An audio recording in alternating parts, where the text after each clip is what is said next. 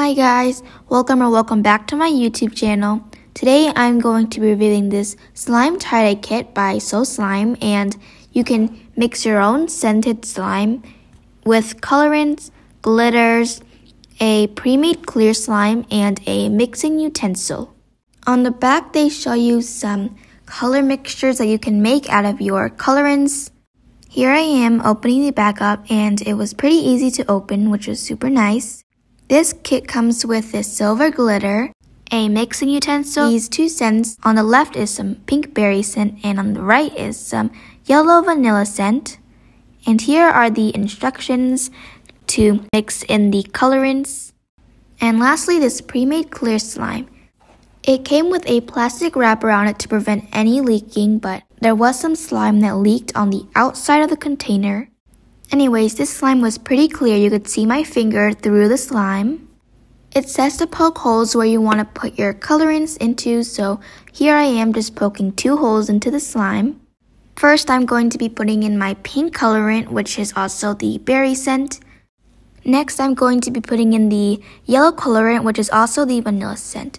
So I just wanted to say that I don't know why, but these 2 scents kind of smell the same. They both smelled kind of like vanilla. Anyways, mixing the colorants in was pretty fun, and I also added some glitter, but I made sure not to put too much because there would be some glitter fallout. You could use the rest of the glitter in another slime.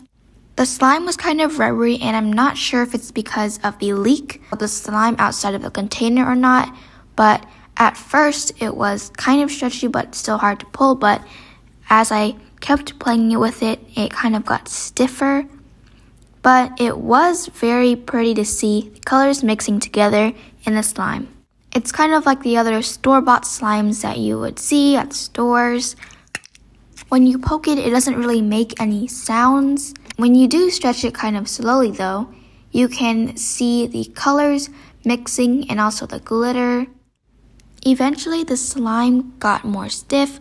I tried adding water to see if that would help it, but it didn't. I did enjoy stretching it slowly though, because it was really pretty when you did slowly stretch it. It did kind of make some noise when you put the slime back into the container and started poking it in there, but it was a very faint noise. Overall, I give So Slime's pre-made slimes maybe 2 stars. Unless you are going just for the look of it, then it would be perfect for you, but if you're going for the texture, it's not that stretchy. Their DIY slime shakers are awesome though, so I really do recommend those. If you haven't seen my slime shaker video, then you should check it out in the link above. Anyways, I hope you guys enjoyed today's video. Have a great day and bye!